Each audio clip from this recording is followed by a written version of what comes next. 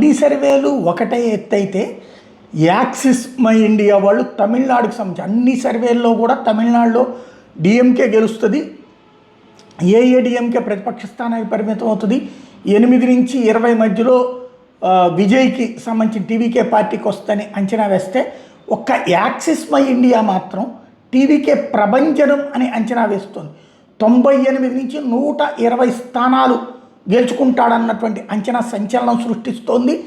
ఇంకా ఏ సర్వే కూడా అట్లా ఇవ్వలేదు. సాధారణంగా యాక్సిస్ మై ఇండియా కొంత ఇది నమ్మకం ఉంది పబ్లిక్లో. ఆ సంస్థ సర్వే అంటే 98 నుంచి 120 స్థానాలతో ఒక ప్రభంజనం సృష్టించబోతున్నాడు టీవీకే పార్టీ అన్నటువంటి అంచనా సంచలనం సృష్టిస్తోంది.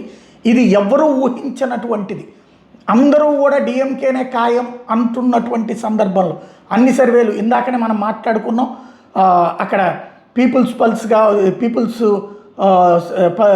ఇది కావచ్చు, మ్యాట్రిజ్ కావచ్చు, పీమార్క్ కావచ్చు, వీళ్ళందరూ తమిళనాడుకి ఇచ్చింది. But axis my India complete different survey ఇవ్వడం అన్నటువంటిది సంచలనం సృష్టిస్తోంది.